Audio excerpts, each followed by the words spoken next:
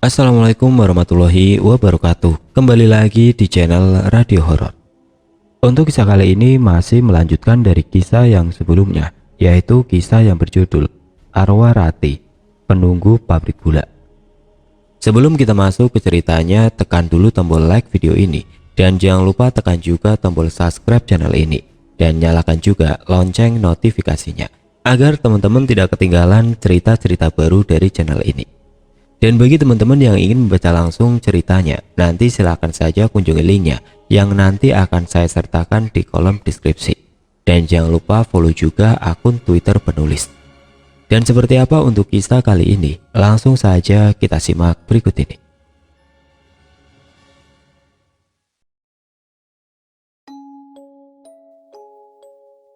Hari-hari berjalan biasa saja, tidak ada yang aneh selama tidak terasa 2 bulan. Wiwin kerja denganku. Aku dan Wiwin juga semakin dekat. Setiap hari kami selalu pergi dan pulang kerja bareng. Namun kedamaian suasana yang aku rasakan di pabrik gula itu tidak bertahan lama. Entah apa salahnya kami di pabrik itu, sehingga arwahnya Rati mengganggu pekerjaanku lagi. Waktu itu pada siang hari setelah makan siang, kami sedikit bersantai di gudang, karena pekerjaan kami tidak terlalu banyak hari itu, sehingga kami lebih punya banyak waktu bersantai dan mengobrol. Di tengah-tengah aku sedang asik bicara dengan Wiwin. Tiba-tiba Wiwin mengganti topik pembicaraan. Ia menanyakan sesuatu hal padaku. Awalnya aku enggan memberi jawaban apapun pada Wiwin, karena Wiwin membahas sesuatu yang tidak tepat waktu dan tempat untuk menanyakan dan menjawab hal tersebut. Akhirnya aku pun menjawab semua pertanyaan Wiwin dengan terpaksa, karena ia terus memaksaku untuk menjawab pertanyaannya. Aku ceritakan semua kisah tentang 4 sahabat itu kepada Wiwin, yang dimana dulu persahabatan mereka berujung maut. Wiwin yang mendengarkan ceritaku, ia menangis karena terharu dengan kisah 4 persahabatan mereka. Wiwin sangat menyayangkan peristiwa yang menimpa 4 sahabat itu. Saat kami sedang membahas dan bercerita tentang hal tersebut, tiba-tiba saja ada sebuah suara yang cukup keras dari arah kamar mandi. Suara itu seperti suara pintu yang dihempaskan. Sontak kami berdua pun terkejut dan berlari keluar. Suara apa itu ya, Win? Tanya aku pada Wiwin. Aku juga nggak tahu, Gung. Coba kamu cek deh. Kamu sih pakai acara bahas tentang Rati. Marah tuh jadinya dia. Ah, mana mungkin, paling juga itu tikus. Coba sana kamu periksa cepetan. Barenglah kita berdua ke dalam ngecek ada apa di kamar mandi. Kamu aja aku takut, ucap Wiwin. Wah, penakut. Ya udah, kamu tunggu sini ya, aku cek dulu. Aku pun memberanikan diri untuk mengecek ada apa di dalam kamar mandi itu. Perlahan ku dekati pintu kamar mandi tersebut dengan membawa sapu. Saat aku lihat pintunya tertutup, saat ku buka, aku tidak menemui apapun di dalam kamar mandi itu. Pikirku, mungkin hanya tertutup karena terkena tiupan angin. Aku pun kembali lagi ke depan menemui Wiwin. Udah aman, gak ada apa-apa di dalam kok. Paling juga pintunya tertiup angin, ucapku. Beneran gak ada apa-apa, Gung? Jangan bohong kamu Iya beneran, aku gak bohong. Udah, ayo kita lanjut lagi kerjanya, udah mau sore nih. Akhirnya aku dan Wiwin pun kembali lagi bekerja. Waktu menunjukkan jam 17 sore, waktunya untuk pulang. Kami pun segera bebenah. Setelah siap bebenah, aku dan Wiwin pulang bareng seperti biasa. Tidak terasa selama 2 bulan ini, Wiwin selalu pulang denganku. Bagiku bukanlah hal yang memberatkan, malah aku senang bisa dekat terus dengan Wiwin.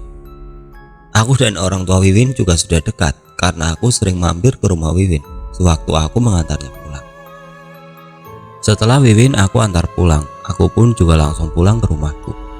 Entah kenapa sore ini badanku sakit semua, kepalaku terasa berat. Jadi kuputuskan untuk langsung pulang dan istirahat tanpa mampir terlebih dahulu di rumah Wiwin. Saat aku sudah di rumah, sakit kepalaku semakin menjadi-jadi. Entah kenapa aku pun juga tidak tahu. Karena sakit kepalanya datang tiba-tiba. Tidak tahan menahan rasa sakitnya, Akhirnya aku pun langsung tertidur. Malam pukul 10.30 aku terbangun. Perutku lapar. Akhirnya aku pun bangkit dari tempat tidur dan langsung ke belakang mencari makanan. Di dapur aku bertemu dengan ibuku. Kami pun terlibat percakapan. "Kamu sakit, Nak?" tanya ibuku sambil memegangi kepalaku. "Enggak kok, Bu, aku sehat-sehat aja nih. Aku lapar, Bu. Ibu masak apa?" "Yakin kamu gak apa-apa? Muka kamu pucat bener tuh. Ya udah, kamu makan dulu. Itu ibu masak sambal ikan. Setelah itu kamu mandi. Nanti ibu buatkan teh hangat." Aku langsung menyantap masakan ibuku. Setelah makan, aku langsung mandi seperti mana yang diperintahkan ibuku tadi. Setelah mandi, aku kembali lagi ke meja makan. Ibuku menghampiriku dengan membawa segelas teh hangat. "Ini diminum dulu. Kamu beneran gak apa-apa kan?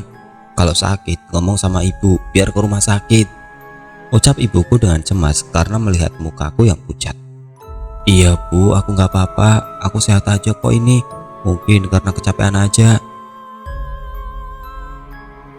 Memang setelah tidur tadi aku merasa lebih baik dari yang sebelumnya. Tapi aku merasa aneh, kenapa ibu bilang mukaku seperti orang sakit. Tidak berapa lama saat aku sedang ngobrol dengan ibuku, tiba-tiba pintuku ada yang mengetuk. Aku dan ibuku heran, malam-malam gini siapa yang datang. Ibuku pun bangkit dari tempat duduknya dan ingin membuka pintu untuk mengetahui siapa yang datang. Namun kucegah ibuku dan biar aku saja yang membuka pintunya.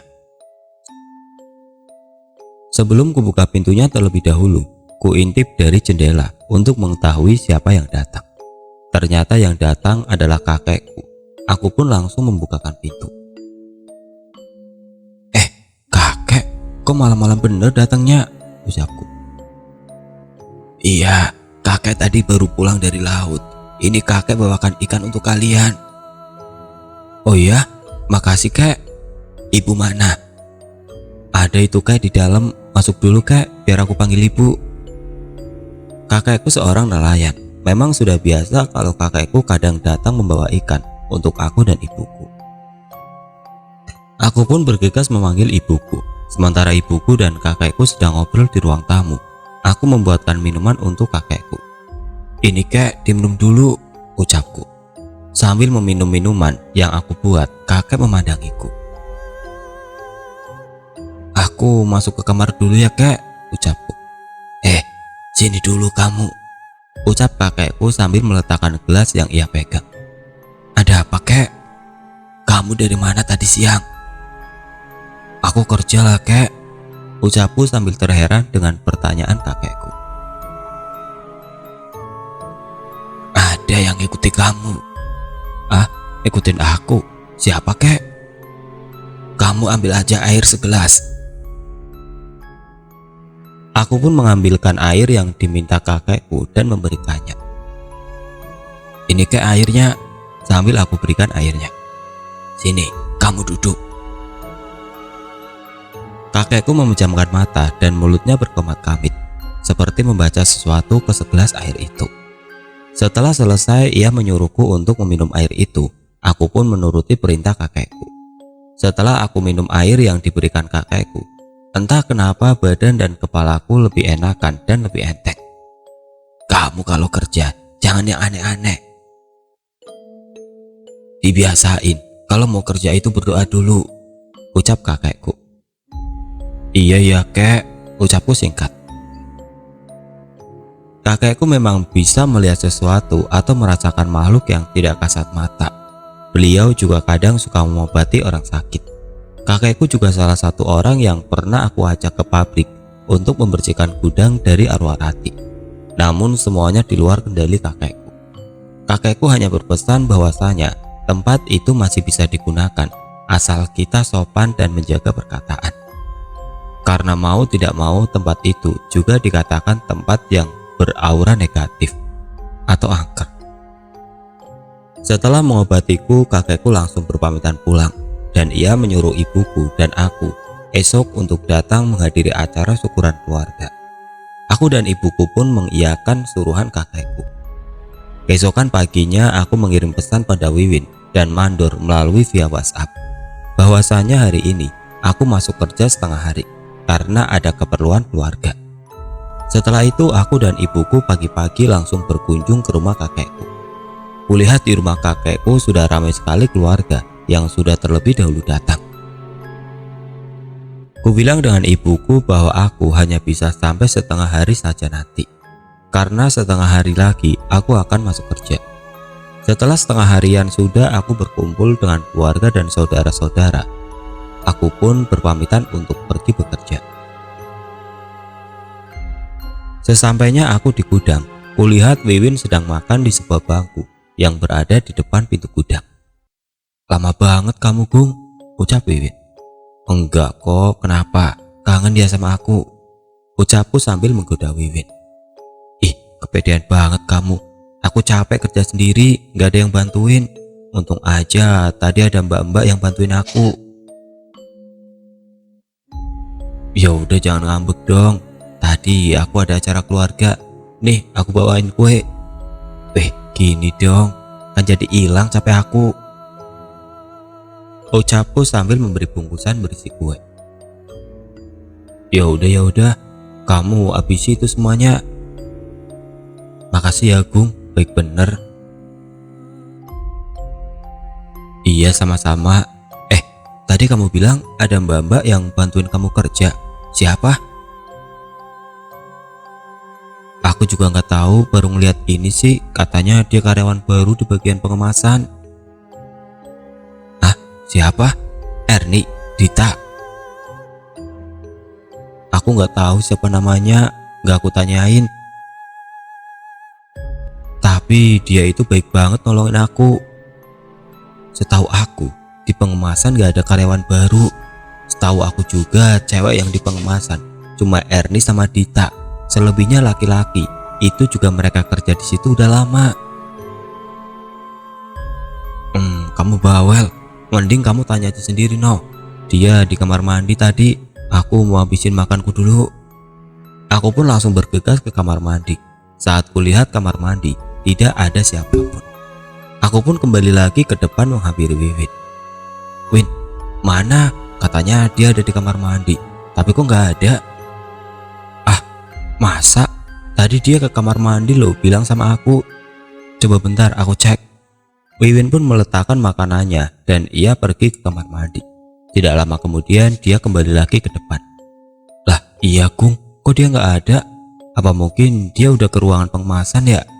ucap Wiwin sambil terheran-heran. "Udah, kamu lanjut dulu makan, aku mau cek ke ruang pengemasan." Aku pun segera bergegas mendatangi ruang pengemasan. Di sana aku bertemu Erni, salah satu pegawai di ruang pengemasan tersebut. Dan aku bertanya pada Erni, apa ada karyawan baru di sini? Namun Erni mengatakan bahwa tidak ada karyawan baru yang masuk di sini. Aku pun terheran dan penasaran dengan siapa Wiwin tadi dibantu. Siapa wanita yang dimaksud Wiwin? Entah kenapa firasatku mengatakan bahwa ini adalah Ula Arwarati. Aku kembali lagi menghampiri Wiwin. "Gimana? Ada nggak karyawan baru di sini?" Iya, ada kok. Tadi dia juga bilang dia dibantuin kamu karena kerjaan dia kosong." "Ah, itulah. Kamu gimana? Udah nggak penasaran kan? Sekarang aku yang penasaran." "Penasaran kenapa?" tanyaku pada Wiwin. "Iya, tadi dia di kamar mandi loh. Tapi kenapa tiba-tiba udah ada di sana aja? Kapan dia keluarnya?" "Mungkin kamu aja yang gak sadar karena lagi makan. Udah, gak usah dipikirin. Kamu istirahat aja dulu mending, mumpung masih ada waktu." Aku menutupi semuanya dari Wiwin karena aku tidak mau dia merasa takut dan cemas. Yang ada nanti malah Wiwin gak mau kerja lagi. Tapi aku juga merasa bingung dan bertanya-tanya dalam hati mengenai siapa wanita yang membantu pekerjaan Wiwin tadi. Ku coba untuk tidak terus memikirkannya. Aku dan Wiwin melanjutkan pekerjaan kami setelah jam istirahat selesai. Setelah bekerja seharian tadi, akhirnya pukul 5 sore pun tiba, menandakan waktunya untuk para karyawan pabrik pulang. Aku dan Wiwin langsung beberes-beres untuk pulang. Setelah selesai beberes, aku dan Wiwin jalan beriringan menuju pos satpam. Sementara Wiwin menunggu di depan pintu gerbang, aku mengambil motorku di parkiran. Namun saat aku hendak menyalakan motorku, aku lupa mengambil kunci motorku yang aku sangkutkan di cantolan di dalam gudang. "Win, aku lupa bawa kunci motornya, tertinggal di dalam," ucapku. "Oh, ya udah, aku ambil dulu ya," sahut Wiwin. "Gak usah, kamu tunggu di sini aja, biar aku yang ambil." Aku pun bergegas berlari menuju gudang dan mengambil kunci motor itu. Nah, ini dia kuncinya. Kenapa pakai acara ketinggalan segala sih? Setelah kunci motorku sudah aku dapatkan, aku pun menutup kembali pintu gudang. Namun saat aku sedang menutup pintunya, aku mendengar seperti benda jatuh dari dalam gudang. Suaranya lumayan cukup keras yang sampai membuatku ingin memeriksanya ke dalam. Aku pun membuka pintu gudang kembali dan masuk ke dalam untuk mengetahui benda apa yang jatuh. Namun saat ku cari tidak ada benda apapun yang jatuh di dalam gudang. Pikirku mungkin itu hanya tikus. Aku pun kembali keluar gudang. Namun saat aku di depan pintu gudang, ada seperti bisikan dekat sekali dengan kupingku yang mengatakan, "Pakaikan baju pengantinku." Bisikan itu cukup bikin nyaliku ciut. Seketika kakiku tidak bisa digerakkan sama sekali. Jantungku berdetak tidak beraturan. Pundak dan kepalaku rasanya berat sekali, seperti tertindih sesuatu benda yang sangat berat. Rasanya tubuhku seperti ditancapkan ke tanah, sehingga aku tidak bisa bergerak sama sekali. Suara itu masih terus berbisik di kupingku. Rasanya ingin saja aku menoleh ke arah belakang, namun tetap aku bertahan untuk tidak menoleh ke belakangku. Perasaanku rasanya campur aduk. Pandanganku seketika kosong dan tidak bisa melihat apapun di sekitarku. Suara itu semakin lama semakin terdengar seperti berjarak sejengkal saja dari kupingku. Aku hanya pasrah dengan keadaanku sekarang. Aku tidak tahu apa yang harus aku buat lagi selain berdoa memohon perlindungan kepada Tuhan Yang Maha Esa. Ku coba membaca beberapa ayat Al-Quran yang aku ingat. Salah satunya ayat kursi. Ku coba berulang kali ayat tersebut sampai akhirnya seperti ada sebuah tangan yang mengguncang tubuhku sangat keras. Aku semakin ketakutan dan enggan membuka mataku. Samar-samar terdengar suara di kupingku. Namun suara ini bukan suara yang sedari tadi menerorku. Suara ini terdengar tidak asing bagiku. Setelah aku dengar dengan jelas suara itu, akhirnya aku mengenalinya bahwa itu adalah suara Wiwin. Perlahan kubuka mataku untuk memastikan apa benar suara itu adalah suara Wiwin. Ternyata benar saja, suara itu suara Wiwin. Gung, sadar," ucap Wiwin sambil mengguncang-guncang tubuhku. Iya Win," ucapku terkejut dengan keberadaan Wiwin yang tiba-tiba di depanku. "Kamu kenapa? Kamu ngapain berdiri di sini?" Enggak apa-apa kok Win." "Kamu jangan bohong, itu muka kamu pucat loh Gung, sampai keringatan gitu." Aku nggak apa-apa. Udah, ayo kita pergi dari sini dulu, nanti aku ceritakan." Aku dan Wiwin bergegas menutup pintu gudang, sementara aku masih tidak berani untuk menatap ke arah dalam gudang. Di perjalanan menuju pulang, Wiwin masih terus menanyakan keadaanku. Dia melihat wajahku sangat pucat dan berkeringat. "Kamu yakin gak apa-apa Gung?" ucap Wiwin. "Iya, aku gak apa-apa kok Win, santai aja." "Coba kamu ceritain ke aku, kamu itu tadi kenapa?" "Nanti aja di rumah kamu, aku mampir, nanti aku ceritain." "Oh ya udah deh, bener ya, kamu ceritain nanti." "Iya bener, nanti aku ceritain." Satu sisi aku masih takut dengan kejadian yang tadi, dan di satu sisi lagi aku cukup senang karena mendapatkan perhatian dari Wiwin. Semakin hari aku dekat dengan Wiwin, aku semakin merasakan aku sudah jatuh cinta dengannya. Namun aku masih menunggu waktu yang tepat untuk melamarnya. Aku rasa umurku sudah cukup matang kalau aku harus melangkah ke jenjang pernikahan, dan mudah-mudahan Wiwin adalah orang yang tepat untuk kujadikan pasangan hidupku nanti. Tinggal aku menunggu waktu yang tepat saja untuk melamarnya.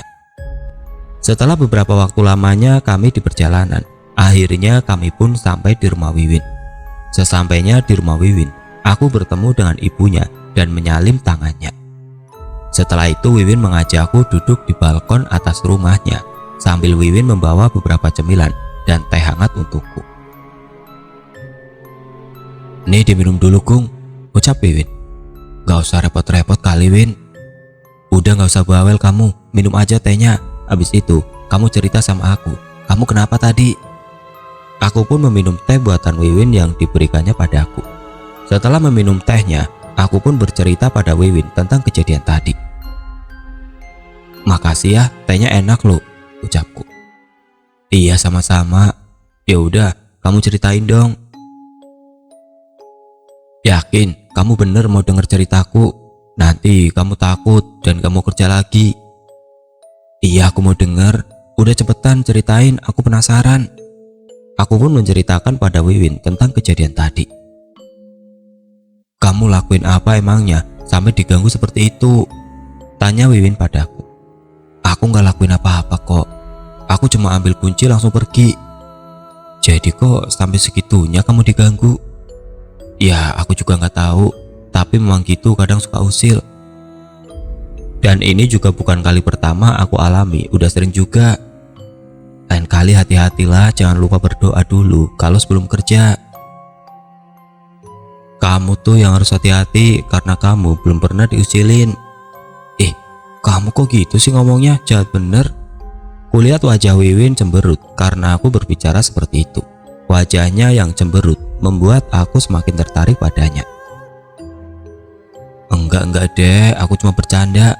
Ya pokoknya jangan sampailah kamu alami apa yang aku alami," ucapku. Kami mengobrol di rumah Wiwin hingga larut malam. Aku lihat jam menunjukkan pukul 22.30. Aku pun berpamitan pada Wiwin dan orang tuanya untuk pulang ke rumah. Di sepanjang perjalanan rasanya badanku sakit semua, sama seperti yang aku rasakan kemarin. Mataku juga rasanya berat untuk dibuka, padahal aku tidak sedang mengantuk. Sampai-sampai aku hampir menabrak kendaraan lain dari arah berlawanan. Aku merasa ada yang tidak beres denganku. Kuputuskan untuk mampir ke rumah kakekku terlebih dahulu untuk menanyakan apa yang terjadi padaku. Sesampainya aku di rumah kakekku, aku langsung mengatakan pada kakekku bahwasanya ada yang tidak beres dengan kakekku. Kakekku pun langsung mengobatiku dengan cara seperti yang kemarin. Setelah diobati oleh kakekku, rasanya tubuhku mulai fit kembali. Kakekku memberikan sebuah botol yang berisi air. Kakekku menyuruhku untuk menaburkan air tersebut di depan pintu gudang tempatku bekerja. Setelah selesai aku diobati oleh kakekku, aku langsung berpamitan pulang karena sudah larut malam. Esokan paginya aku bersiap-siap untuk berangkat bekerja.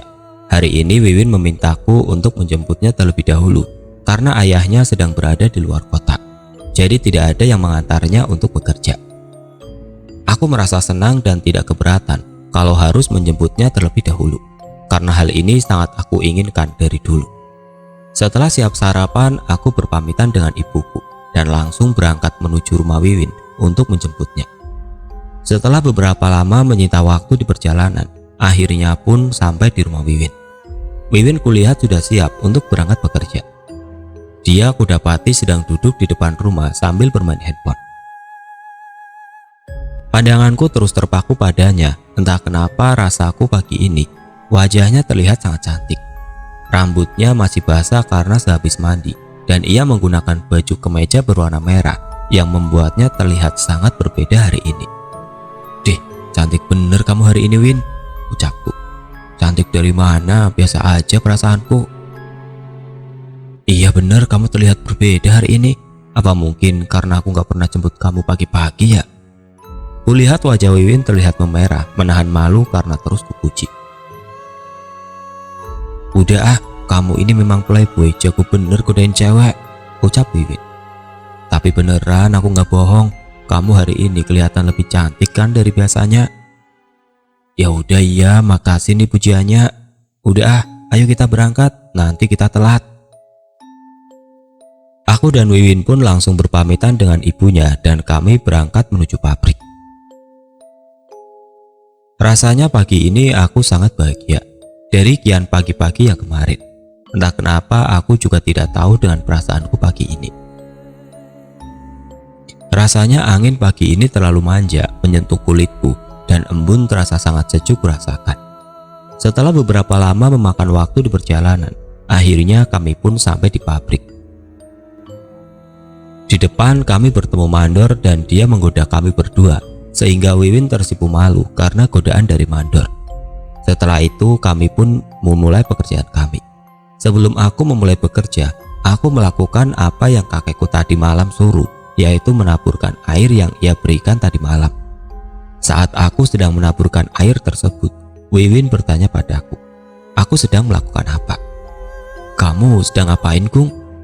Oh ini, tadi malam itu rasanya badanku sakit semua, jadi aku mampir sebentar ke tempat kakekku. Dan kakekku nyuruh menaburkan air ini di sini. Oh ya udah deh, aku masuk dulu ke dalam ya. Kunci gudang mana, Gung? Itu ada di dekat kantong jaketku, ambil aja. Wiwin pun membuka pintu gudang dan masuk terlebih dahulu, sementara aku masih menaburkan air tersebut. Namun tidak berapa lama Wiwin masuk ke dalam gudang. Aku mendengar sebuah jeritan wanita, tidak melainkan suara jeritan itu adalah suaranya Wiwin yang berasal dari dalam gudang. Dengan sangat panik aku berlari masuk ke dalam gudang dan mencari Wiwin. Saat aku masuk ke dalam gudang, kutemui Wiwin yang sedang berada di salah satu sudut ruangan. Dia terduduk dan sambil menutup matanya. Aku langsung menghampirinya, namun ia malah mengusirku seperti orang ketakutan. Win, sadar, buka mata kamu, ini aku ucapku sambil menggoncang-goncang tubuhnya. Seketika Wiwin menatapku dan dia langsung memelukku seperti orang yang sangat ketakutan. Aku coba untuk menenangkannya dan mengajaknya keluar dari gudang terlebih dahulu. Kami duduk di pos satpam sambil kutenangkan dia.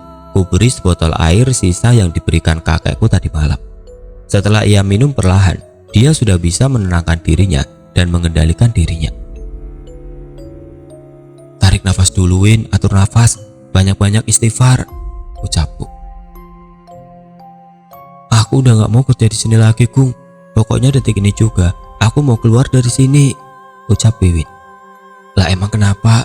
Coba kamu cerita sama aku, kamu kenapa? Aku takut, Gung. Dia mengancamku. Pokoknya aku gak mau lagi kerja di sini. Kalau kamu keluar dari sini, aku juga, Win. Aku juga mau keluar dari sini. Memang harus kamu keluar dari sini juga, Gung. Tempat ini sangat tidak aman bagi keselamatan kita, Gung. Kamu tunggu sini dulu. Aku mau cari Mandor, Win. Aku ikut, Gung. Aku takut. Ya udah, kamu ikut. Aku tidak tahu apa yang dilihat oleh Wiwin. Aku belum berani untuk menanyakannya karena kondisi Wiwin yang masih shock. Yang pasti hari ini kami berdua akan menemui Mandor dan mengundurkan diri hari ini.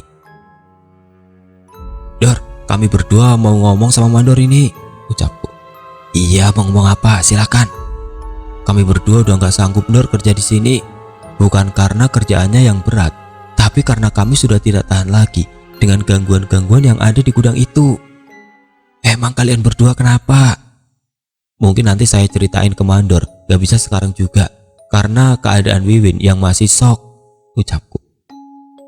Benar, kamu gak mau kerja lagi, Win? Tanya Mandor pada Wiwin. Iya, Pade, aku takut, Pade, gak berani lagi buat kerja di sini, jawab Wiwin. Ya udah, semua keputusan ada di tangan kalian. Mungkin memang bagusnya gudang itu dikosongkan. Ya udah, Dor, kami pamit pulang dulu ya. Aku mau antar pulang Wiwin dulu. Ya sudah, hati-hati kalian di jalan. Aku bergegas mengambil jaket dan menutup kembali pintu gudang. Setelah itu aku mengambil motorku di parkiran. Niatku mengantarkan Wiwin pulang, tapi aku lihat ia masih melamun dan tubuhnya kelihatan sangat lemas. Aku menawarkannya untuk ke tempat kakekku. Barangkali kakekku bisa menyembuhkannya. Udah, kamu jangan melamun gitu, gak boleh. Kamu mau gak? Aku ajak ke tempat kakekku. Kita main-main sebentar ke sana. Barangkali juga kakekku bisa ngobatin kamu, ucapku. Emang bisa, Gung? Terserah kamu, aku ikut aja, Gung. Badanku juga rasanya tidak enakan semenjak kejadian tadi. Ya udah, kita coba aja dulu. Aku pun memutar arah tujuanku ke arah rumah kakekku. Kebetulan sekali saat kami sampai di sana, kakekku ada di depan rumah sedang memandikan burung peliharaannya. Namun saat aku memberi salam pada kakekku, wajah kakekku terlihat seperti marah dan kakekku melarang kami untuk masuk ke rumah. Kakekku menyuruh kami tetap berdiri di lataran rumahnya. Tunggu di sini, kalian jangan kemana-mana, ucap kakekku. Setelah itu, ia masuk ke dalam rumah. Gung, kakek kamu kenapa? Kok kelihatannya marah ngelihat kita berdua? Aku takut, Gung. Kita pulang aja yuk, ucap Wiwin sambil memegangi tanganku. Aku juga nggak tahu, Win. Nggak biasanya kakekku seperti itu. Udah, kita tunggu aja dulu sampai kakekku keluar lagi, ucapku sambil menenangkan Wiwin. Tidak berapa lama kemudian pun kakekku keluar dari dalam rumah sambil membawa sebungkus garam krosok. Setelah itu ia melemparkan garam krosok tersebut ke tubuh kami. Setelah selesai, kakekku mempersilahkan kami berdua untuk masuk ke dalam rumah. Kalian dari mana? Kok bisa sampai dia ngikutin gitu? Tanya kakekku pada kami berdua. Kakek melihatnya, ucapku. Sangat jelas kakek melihatnya. Aku pun menjelaskan pada kakekku tentang peristiwa yang terjadi tadi di pabrik. Sudah, kamu ajak teman kamu ke belakang sana. Sekalian kamu ambilkan air kelapa di belakang. Suruh temanmu minum ya, biar seger tubuhnya, ucap kakekku. Baiklah kek, ucapku singkat. Ayo Win, kita ke belakang ambil kelapa. Aku dan Wiwin pun beranjak pergi ke halaman belakang rumah kakekku. Di belakang rumah kakekku memang banyak beberapa tanaman, salah satunya pohon kelapa. Di belakang rumah kakekku juga ada beberapa kolam ikan miliknya. Win, kamu tunggu sini ya, aku naik ke atas ambil kelapanya, ucapku. Emang kamu bisa manjat pohon kelapa setinggi ini? Yah, kamu sepele. Kamu lihat nih. Perlahan aku mulai memanjat pohon kelapa tersebut dan mengambil beberapa kelapa untuk kami minum berdua. Setelah selesai, aku kembali turun. Bisa aku kan? Ucapku. Iya deh, kamu hebat, Gung. Ya elah, gak mungkin kamu aku tinggal. Ya pasti akulah yang antar kamu pulang. Udah ayo, buruan Win. Kita pamit dulu sama kakekku. Setelah berpamitan dengan kakekku, aku pun segera memacu motorku. Kali ini rumah Wiwin cukup lumayan jauh dari rumah kakekku. Begitu juga dengan rumahku. Kupikir kami bisa sampai rumah sebelum hujan. Tapi ternyata hujan udah turun terlebih dahulu saat kami di persetengah perjalanan. Sengaja aku tidak berteduh terlebih dahulu karena pikirku akan memakan waktu cukup lama kalau kami berteduh, sedangkan rumah kami masih cukup lumayan jauh. Pelan-pelan aja Gung, jangan ngebut, aku takut, ucap Wiwin. Kalau kamu takut, pegangan aku Win. Mulai deh, jangan ambil kesempatan dalam kesempitan deh kamu Gung. Aku gak ambil kesempatan, itu sebuah penawaran yang aku tawarkan untukmu Win. Udah gak lucu, fokus aja kamu sama jalannya. Aku terus memacu laju motorku, namun tidak terlalu ngebut karena jalannya yang licin. Entah ada angin apa yang tadinya Wiwin enggan berpegangan denganku. Tiba-tiba saja ia memelukku. Sontak aku pun terkejut dan sangat merasakan bahagia karena mendapatkan pelukan Wiwin, walaupun di keadaan mendesak seperti ini. Perasaanku jadi deg-degan, berdetak tidak seirama. Memang sudah lama sekali aku tidak pernah dekat dengan wanita lagi. Jadi maklum kalau aku sebahagia ini.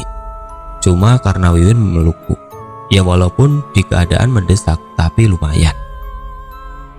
Setelah cukup lama berjibaku menggembur aspal hitam yang licin, ribuan tetesan air yang menghantam tubuh, disambut juga dengan petir-petir yang cukup menguji nyali. Akhirnya aku dan Wiwin pun telah sampai di rumah Wiwin. Bajuku basah kuyup, begitu juga dengan Wiwin. Wiwin menawarkan baju padaku dan beristirahat sejenak di rumahnya. Namun aku menolak dan langsung berpamitan karena pikirku tangguh. Sudah basah aja sekalian. Kulihat juga hujan turun sepertinya cukup lama juga. Yakin kamu gak mau singgah dulu Gung? Masih deres banget loh hujannya, ucap Wiwin. Iya Win, udah gak apa-apa, aku pulang aja Win, udah tanggung soalnya. Ya udah deh, kalau kamu maunya gitu. Makasih banyak ya buat hari ini. Kamu hati-hati Gung, sering-sering nanti datang ke sini ya. Jangan sombong kamu. Iya siap Bu Bos, pasti nanti aku sering main ke sini. Ya udah, aku pulang dulu ya. Aku pun segera memacu motorku kembali. Hujan semakin deras, namun kupaksakan saja. Karena kalau aku berteduh, pasti akan lama sekali. Sekitar 20 menitan aku pun tiba di rumahku. Bajuku basah, aku langsung bergegas mandi. Setelah mandi, aku makan, dan setelah makan, aku langsung berbaring di atas kasurku. Tidak butuh waktu lama, entah karena dingin habis kehujanan atau apa, aku langsung tertidur. Malam itu aku bermimpi bertemu Rati di suatu tempat yang asing bagiku. Kulihat dia menangis, duduk tertunduk di atas sebuah kursi kayu.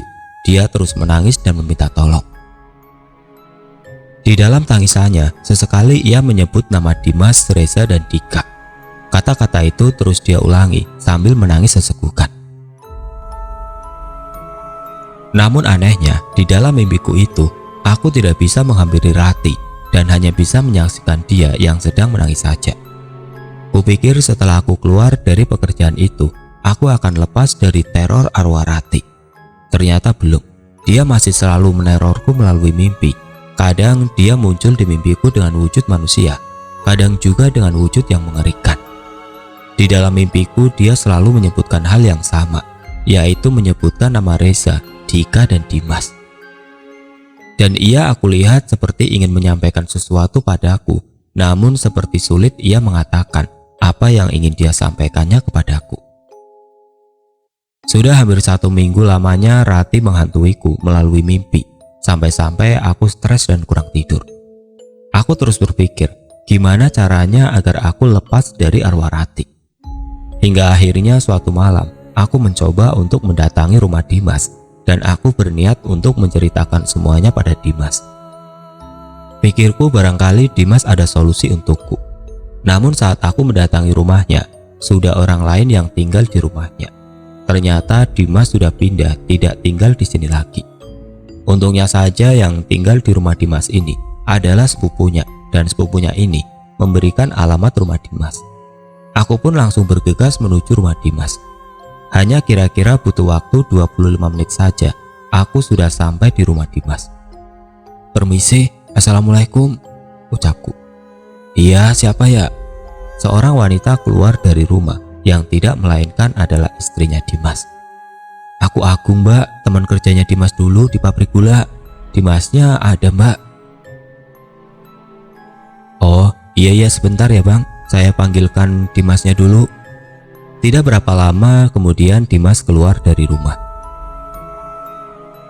Ada apa Gung? Kamu kok tahu rumahku?" tanya Dimas padaku. "Iya, aku memang cari kamu Mas.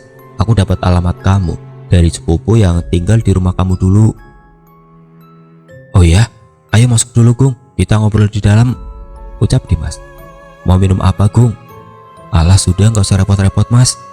"Udah nggak apa-apa, kopi aja gimana, mau?" "Terserah kamu aja deh Mas." "Dek, buatkan kopi dulu 2 gelas," ucap Dimas pada istrinya. "Duh, ngerepotin aku Mas, nggak enak sama istrimu." "Udah nggak apa-apa kok, aman tuh. Oh ya, kamu ada keperluan apa nyari-nyari aku?" "Jadi gini Mas, ini masalah tentang almarhum Rati." "Emang kenapa lagi Gung?" "Ya gitulah Mas, masih suka usil. Belakangan ini udah banyak yang keluar dari pabrik sebab hal itu." "Terus aku harus gimana dong? Aku juga nggak tahu mau buat apa Gung." "Aku beberapa hari ini mimpi tentang almarhum Rati, tapi aku tidak tahu apa dari arti mimpi itu. Di dalam mimpiku, ia selalu memanggil namamu, Dika dan Reza. Hal inilah yang membuat aku nyari-nyari kamu Mas." Apa mungkin aku udah gak pernah ziarah ke makamnya lagi ya? Aku udah hampir 1 tahun gak ziarah ke tempatnya." "Jadi gimana dong Mas? Atau gini saja, kalian bertiga datang aja ke pabrik. Nanti kita minta bantuan dari kakekku buat kalian bisa berinteraksi dengan sosok yang mungkin itu almarhum Rati." "Bertiga? Ya nggak mungkin lah Gung. Reza di Jawa, Tapi mungkin 3 hari lagi dia balik ke sini. Dan Dika kenapa mas? Dika sudah meninggal Gung. Innalillahi wa inna ilaihi rajiun. Kapan meninggalnya mas? Kok aku gak dengar kabarnya? Udah setengah tahun yang lalu Gung. Aku turut berduka cita ya mas. Aku benar-benar gak tahu kalau Dika sudah meninggal. Iya gak apa-apa Gung. Ini diminum dulu kopinya, ucap Dimas sambil menyodorkan gelas berisi kopi. Ya udah, jadi begitu saja mas. Aku cuma mau menyampaikan itu aja. Barangkali kalau dengan cara kamu ke sana, arwah Rati bisa lebih tenang. Kita nggak tahu kan, mungkin aja ada pesan yang mau disampaikannya sama kalian. Iya Gung, nanti aku coba hubungi Reza dulu mengenai hal ini. Baiklah mas, kalau gitu aku pamit pulang dulu ya, sudah larut malam. Makasih nih buat kopinya. Iya Gung, aku juga makasih ya, kamu udah beritahu aku hal ini. Mungkin 3 hari lagi aku kesana bareng sama Reza. Oke deh mas. Aku pun bergegas kembali pulang ke rumah. Keesokan harinya aku mendapatkan pesan WhatsApp dari Dimas yang mengatakan besok dia akan datang ke pabrik dengan Reza. Ternyata Reza malam nanti sudah pulang dari Jawa. Sebelumnya Dimas dan Reza datang besok ke pabrik. Aku meminta izin pada mandor untuk besok aku akan membawa Reza dan Dimas ke gudang pabrik. Setelah mendapatkan izin dari mandor, aku ke rumah kakekku dan meminta tolong padanya untuk membantu kami besok. Aku menceritakan semua kronologinya pada kakekku. Dan kakekku pun bersedia membantu kami besok. Dan kakekku memintaku untuk mencari benda apa yang disukai oleh almarhum Rati semasa dia hidup. Karena kemunculan Rati ditandai dengan wangi bunga matahari, aku jadi berpikir bahwa bunga matahari adalah salah satu kesukaannya semasa ia hidup.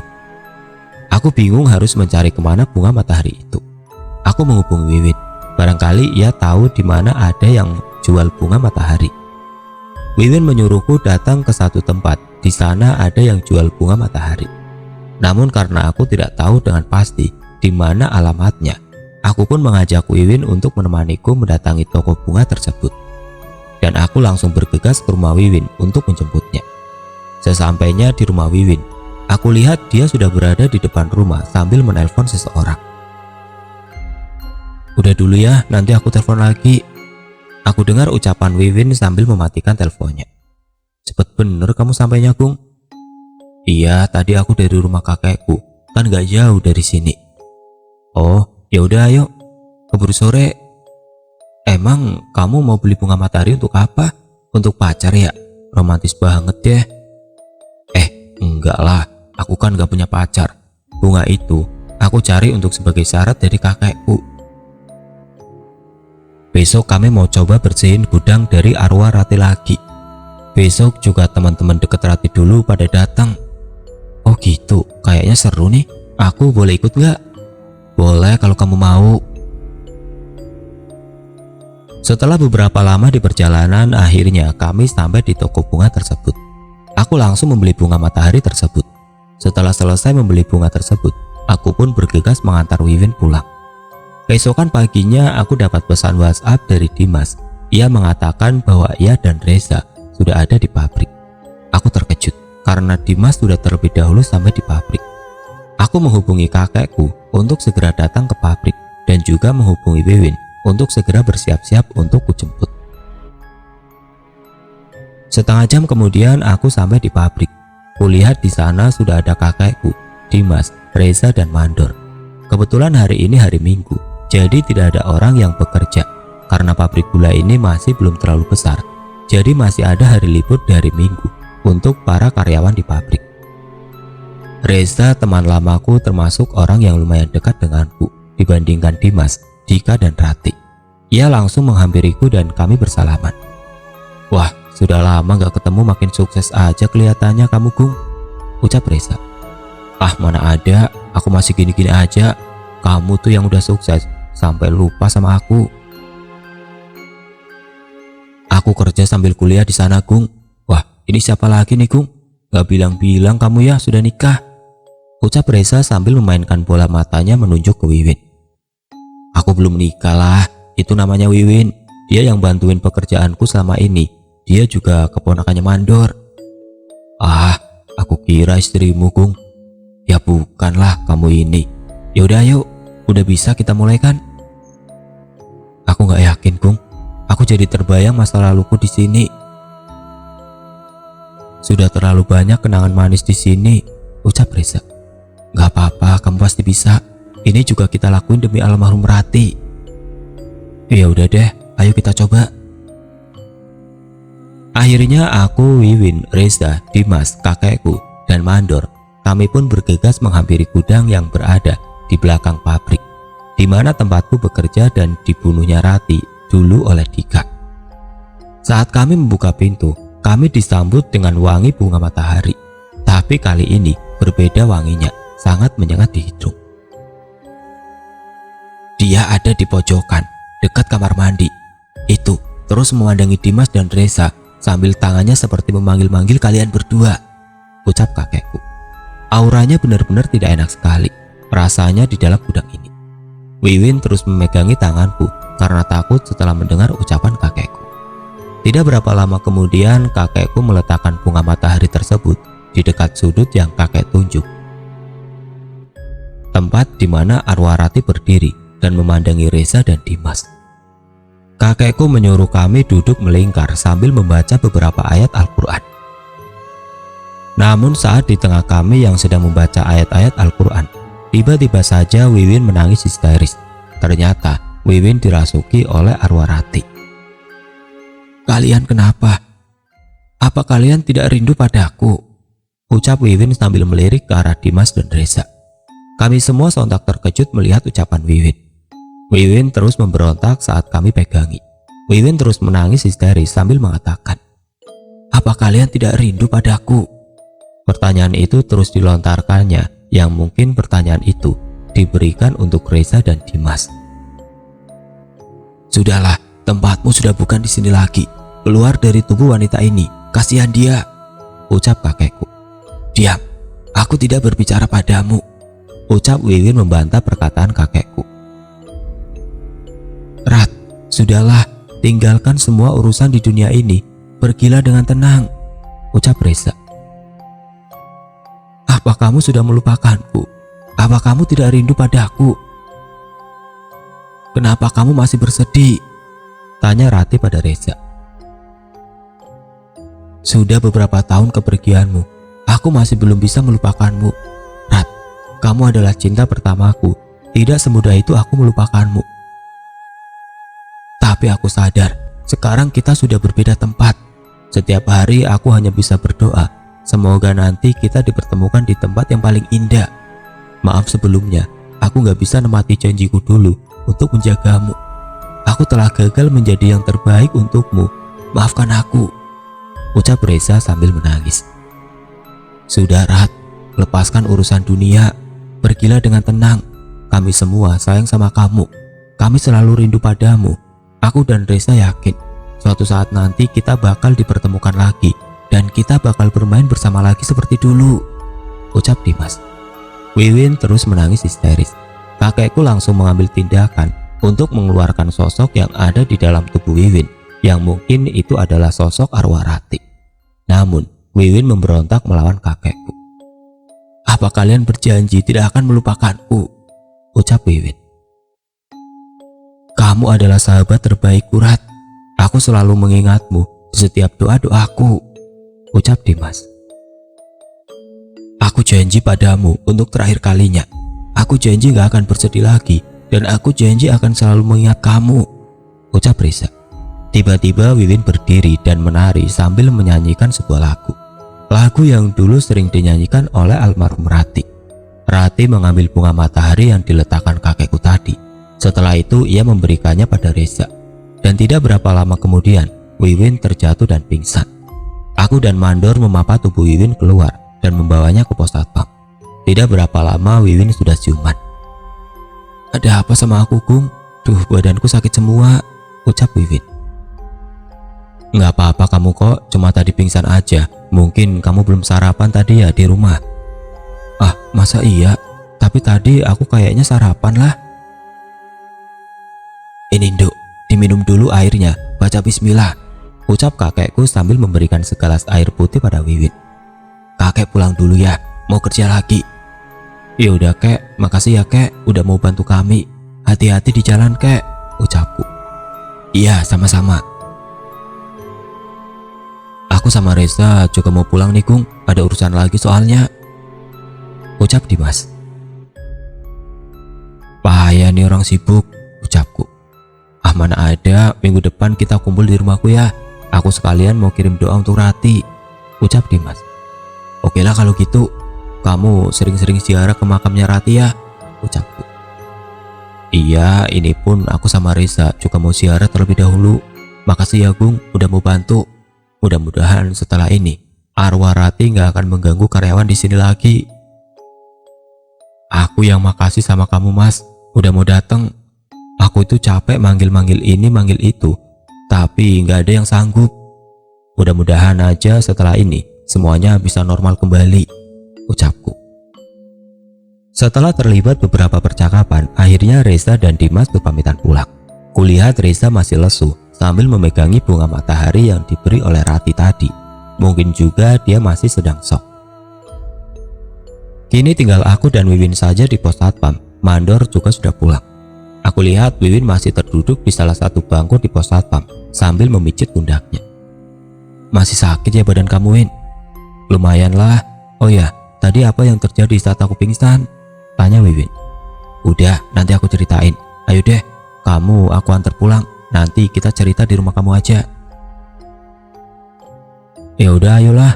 Aku pun mau mandi, badanku rasanya penuh debu. Setelah beberapa lamanya menyita waktu, aku dan Wiwin pun tiba di rumahnya. Wiwin langsung mandi sedangkan aku duduk di ruang tamu. Kulihat ibunya ada di dapur sedang memasak. Saat Wiwin mandi tidak sengaja, aku melihat handphone milik Wiwin yang terletak di atas meja ruang tamu. Handphonenya terus berdering menerima telepon dari seseorang. Aku penasaran karena handphonenya terus berbunyi. Akhirnya aku ambil handphonenya dan melihat siapa yang menelpon. Aku sedikit terkejut karena kulihat nama kontak tersebut adalah Sayang. Mendadak hatiku mulai tidak enakan. Dalam hatiku bertanya, apa mungkin Wiwin sudah punya pacar? Terus kenapa dia nggak pernah cerita padaku? Tidak berapa lama kemudian Wiwin keluar dari kamar dan sudah selesai mandi. Ayolah cerita gimana tadi, ucap Wiwin. Mungkin lain kali aja ya Win, aku mau pulang, ucapku dengan perasaan yang amburadul. Lah, emang kenapa? Ya, aku mendadak ada urusan, lain kali aja ya, aku pamit pulang Win, assalamualaikum. Aku pun langsung menancap gas motorku. Di perjalanan perasaanku makin kacau setelah mengetahui Wiwin sudah punya pacar. Hari ini rasanya sangat-sangat membosankan. Baru saja merasakan cinta lagi. Malah kecewa, apes-apes. Hampir 2 bulan lamanya aku tidak bertemu Wiwin semenjak hari itu. Aku kembali lagi bekerja di pabrik gula itu, dan semenjak hari itu sudah tidak ada lagi gangguan dari arwah Rati. Kini aku bekerja dengan karyawan baru, tidak bersama Wiwin lagi. Terkadang aku juga merasakan rindu pada Wiwin. Sudah 2 bulan lebih aku tidak bertemu dengannya, dan kami tidak pernah berhubungan lagi melalui media sosial. Kemarin aku menghapus semua kontak Wiwin. Suatu hari aku iseng-iseng melewati rumah Wiwin, berharap aku bisa bertemu dengannya dan bisa mengobati rasa rinduku sedikit padanya, walaupun hanya memandanginya dari jauh. Namun saat aku melewati rumahnya, aku terheran karena di rumahnya seperti akan ada acara pesta. Aku mampir ke sebuah warung membeli rokok. Sambil menanyakan ke pemilik warung ada acara apa di rumah Wiwin. Pemilik warung tersebut mengatakan bahwa Wiwin akan menikah 2 hari lagi. Aku yang mendengar ucapan pemilik warung tersebut sangat terkejut. Aku gak habis pikir gimana bisa secepat itu. Dengan hati yang penuh rasa kecewa, aku pun pergi meninggalkan warung tersebut. Tidak berapa jauh dari warung tersebut, aku mendengar suara seseorang memanggil namaku. Agung! Suara itu terdengar tidak asing bagiku, hingga beberapa kali suara itu memanggilku. Aku pun menghentikan motorku dan melihat ke arah belakang. Seorang wanita berjalan ke arahku. Agung kan? Aku membuka kaca helmku. Nah bener kan Agung? Ternyata wanita tersebut adalah Wiwin. Kulihat kali ini dia sangat berbeda. Dia sangat cantik sekali. Kulihat tangannya sudah memakai inai pengantin. Kamu kemana aja Gung? Kok kamu udah gak bisa aku hubungi lagi? Ucap Wiwin. Aku sibuk kerja Win. Iya aku ganti nomor HP Win.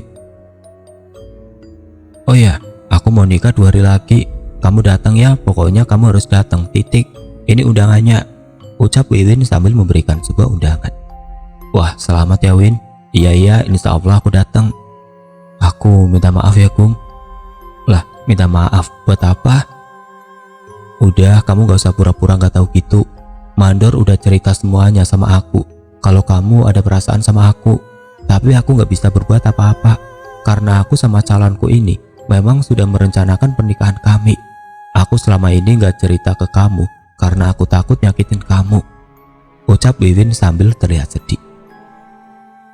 Kamu baik, kamu cantik, kamu polos, kamu berhak bahagia atas apa yang kamu miliki. Aku berterima kasih karena selama ini kamu ngejaga perasaanku. Aku sadar cinta gak harus miliki dan terkadang ada yang datang tapi cuman sekedar mampir. Tidak selalu yang datang akan menetap di sini. Udah jangan sedih gitu. Ini hari-hari yang membahagiakan buat kamu. Kamu gak boleh sedih, ucapku. Kamu janji ya bakal jadi sahabatku terus? Iya pasti kok. Seketika Wiwin menyium pipiku. Sontak aku pun terkejut. Lalu ia pergi sambil mengatakan, jangan lupa datang ya. Aku tidak paham dengan perasaanku saat ini. Satu sisi aku sedih karena Wiwin menikah, dan sisi lain aku bahagia karena bisa melihat Wiwin bahagia. 2 hari kemudian hari di mana Wiwin akan menikah dan aku akan menghadiri pernikahannya dengan lapang dada. Di sana aku lihat dia sedang duduk bersama suaminya.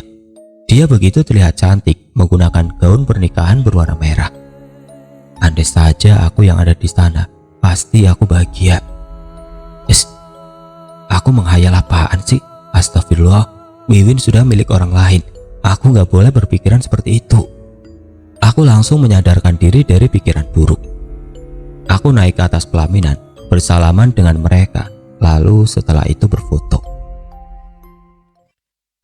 Oke teman-teman, seperti itulah akhir dari kisah ini. Bagaimana menurut kalian tentang kisah ini? Tulis komentar kalian di kolom komentar. Dan bagi teman-teman yang baru bergabung, jangan lupa untuk like, komen, share, serta subscribe channel ini. Dan nantikan kisah-kisah horor berikutnya tetap di channel Radio Horor. Wassalamualaikum warahmatullahi wabarakatuh.